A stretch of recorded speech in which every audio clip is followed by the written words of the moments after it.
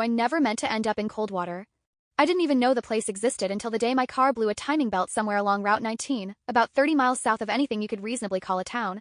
By then I'd been driving for 8 hours, trying to outrun a job I hated and a breakup I'd barely survived. I just wanted the road, quiet places, new air in my lungs. Maybe a changed life at the end of it. Instead, I got Coldwater. My phone had no signal. The highway was surrounded on both sides by pines so tall and dense they swallowed the horizon. No cars passed me for a good 20 minutes. I remember thinking, well, if this is how I die, at least it's peaceful. But then a faded blue pickup rumbled around the bend, slowed, and pulled to a stop behind me. The man inside looked like anyone's grandfather. Thin white hair under a cap that said, Coldwater Volunteer Fire Department, slightly hunched shoulders, a warm but oddly stiff smile. "You need a lift?" he asked through the window. "Coldwater's just a few minutes up the road. We've got the only mechanic for miles."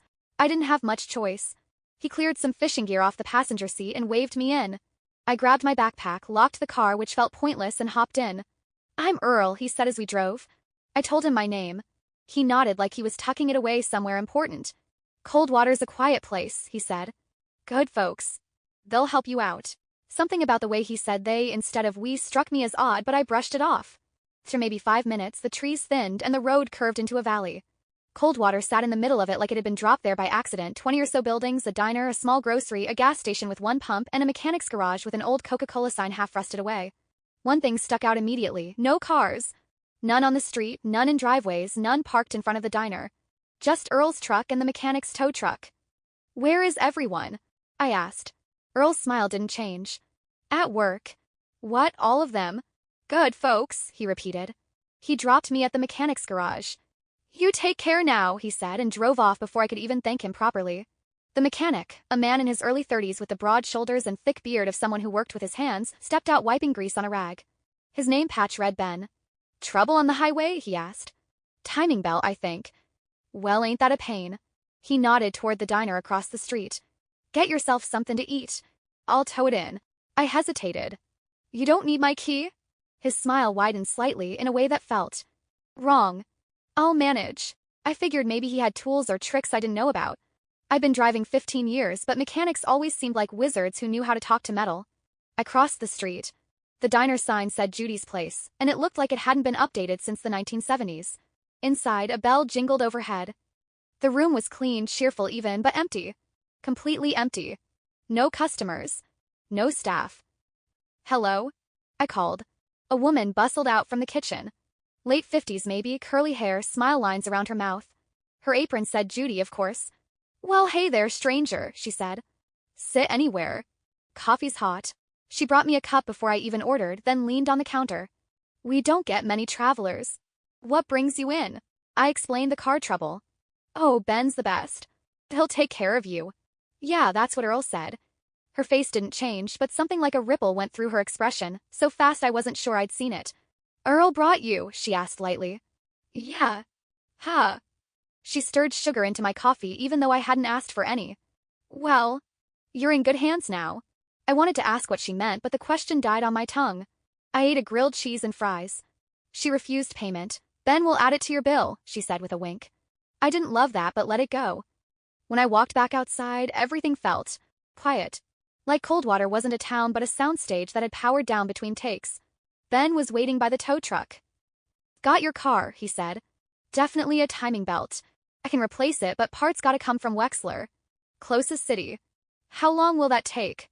"Overnight, minimum. Buses don't come out here, and no hotels until Wexler. But we've got a boarding house. Mrs. Letty runs it. She's great." I sighed. "Guess I'm staying then." He grinned and clapped me on the shoulder so hard I nearly stumbled. "Good. Coldwater's always happy to have new faces." He said it warmly, but something in my stomach tightened. Ben drove me to the boarding house in his tow truck. It was a big old Victorian place at the far end of town, 3 stories high with a wraparound porch and peeling paint. A woman in a long floral dress stepped out as we pulled up. "This her?" she asked. "Him," Ben corrected. "Car trouble." "Well, bless your heart," she said to me. "You can stay as long as you need." She didn't ask my name. She didn't ask anything. Just ushered me inside and handed me a key to room 3. "Dinner at 6, she said. "Don't be late." The room was surprisingly cozy, with quilted blankets and a dresser full of old books. The window looked out over the empty street. I lay on the bed for a while, exhausted. But then I heard something faint, rhythmic, like someone pacing the hallway. I opened the door, but the hall was empty. Footsteps again, behind me this time. I spun. Nothing. Old house, I muttered, trying to convince myself. Dinner was strange. Mrs. Letty served meatloaf, mashed potatoes, and peas. Perfectly normal. But there were 6 other people at the long dining table. Ben, Judy from the diner, another older man I hadn't seen, a teenage girl, and a woman in her 30s knitting while she ate. They were all talking, laughing. But here's the thing, they never asked me anything. Not how I'd ended up here. Not where I was from. Not even my name. They included me in the conversation only to say things like, "You'll get used to it. We're real friendly here. Cold water grows on you." At some point, Ben refilled my sweet tea and asked, "You planning on sticking around long?" "Just until my car's ready," I said. Table went silent.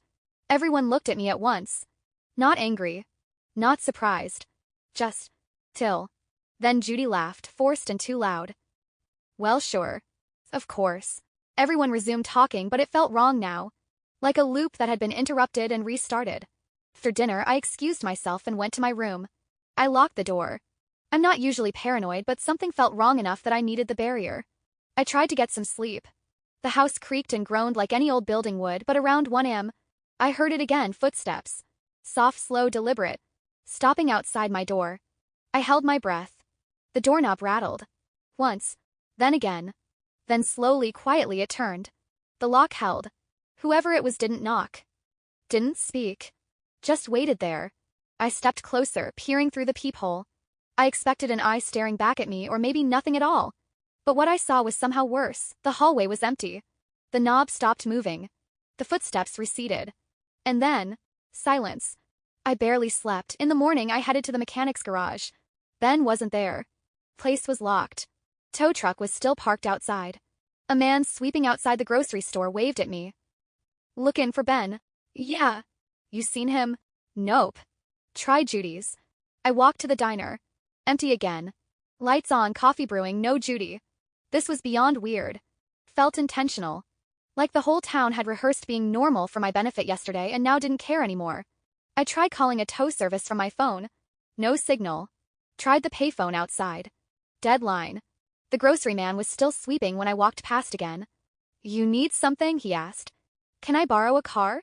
I asked bluntly. "Or get a ride to Wexler?" He gave me a gentle smile like he was talking to a confused child. "No cars." "You don't have cars?"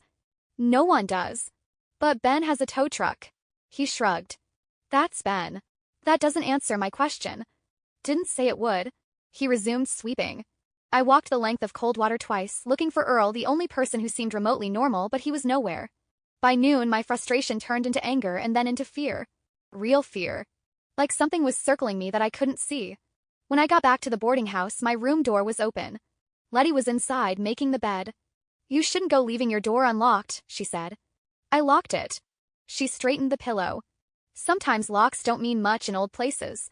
"No," I said. "I definitely locked it." She paused and turned to me slowly. "You should get some rest. You've had a long day." "I'm going back to my car," I said. Ben must have brought it back by now. "Dinner's at 6, she reminded me. "I won't be here." Her smile didn't budge. "You will." I backed out of the room and left the house as quickly as I could. My car wasn't at the garage. The garage wasn't even open. The bay doors were padlocked. I pounded on them anyway. "Ben! Ben, are you in there?" No answer. I circled around the building. There was a side entrance with a small window. I looked in. My car was inside. But that wasn't what froze my blood. My car's interior light was on. The driver's door was open. And someone was sitting in the driver's seat. Someone with my build.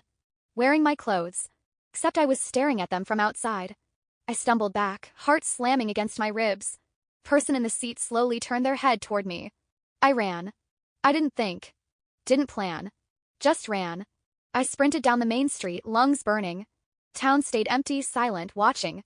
I didn't stop until I hit the tree line at the edge of town, and then I realized something that made my skin crawl.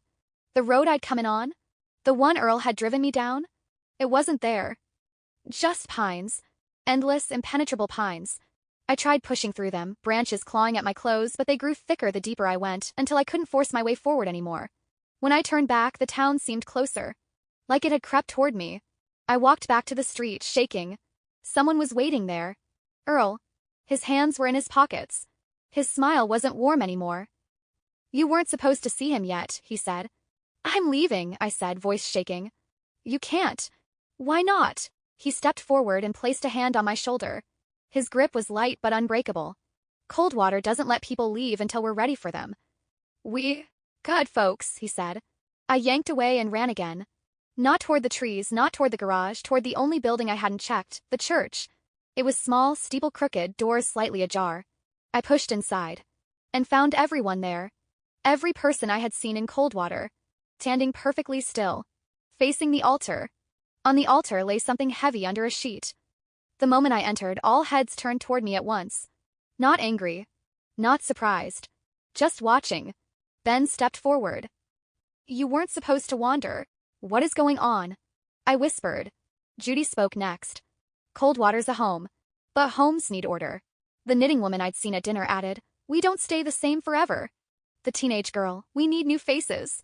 Earl, good hands. Letty, good bodies. My stomach turned to ice. What are you talking about? Ben lifted the sheet from the altar. I gagged and stumbled back.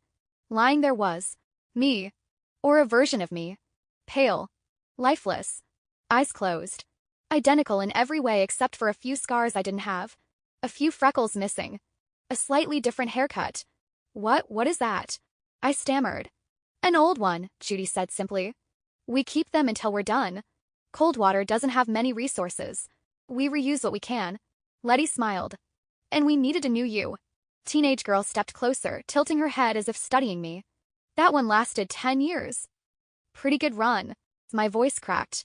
What do you mean, new me? Earl sighed, almost sympathetically. Coldwater runs on memory. On continuity. People come, people go. But the faces, we need the faces. We keep the ones that fit. We trade out the old models when a new one arrives. My car, I said. You sabotaged it. Not me, Earl said. Ben. He's good with machines. Ben shrugged, unapologetic. Judy folded her arms. You handled dinner well enough. Shame you wander today. Letty stepped forward. We'll need to make you forget. It's kinder that way. I backed up toward the door, but the townsfolk closed in. Get away from me. I shouted. No one raised their voice. No one rushed. They just moved with slow, certain purpose. You can scream, Earl said softly. No one outside hears Coldwater. I bolted for a side aisle, hurtling over pews. Hands grabbed at me but missed. I reached the vestry door, slammed through it, and found a back exit leading behind the church. I ran until my vision blurred. I don't know how long I ran, but I eventually stumbled into woods, branches tearing at my face and arms. Trees were too dense, too wrong, but I forced myself through them. I didn't stop until I collapsed onto dirt. When I woke, the forest was quiet. Sunlight slanted through the branches. I got up, legs trembling, and pushed forward. Eventually, by some miracle, I reached a highway. A real highway. With cars. With noise. With life. A passing truck driver stopped and gave me a ride to the nearest town. Not Coldwater. A real town. I told myself I'd survived. That it was over. I was wrong. 3 months later, I was sitting in a coffee shop trying to write everything down, trying to make sense of what I'd escaped when someone tapped my shoulder. I turned. My heart froze. A man stood behind me. Early 30s. Thick beard. Broad shoulders. I didn't need the patch to know his name. It was Ben. Except, it wasn't. His hair was different. His freckles were gone. His eyes were a different color. He smiled at me. Coldwater misses you. I tried to stand, but my legs went numb. A thick fog rolled across my vision. He placed a hand on my shoulder. Light. Unbreakable. You weren't supposed to leave yet, he said gently. Then he leaned in close, breath warm against my ear. We found a new model. My vision dimmed. The last thing I heard before everything went dark was his voice. You'll fit back in just fine. And then nothing. I woke up in a room with quilted blankets. A window overlooking a quiet street. Footsteps in the hall. Dinner I knew would be at 6. I tried to remember who I had been. I really tried. But Coldwater is good at making you forget. And the town always needs new faces.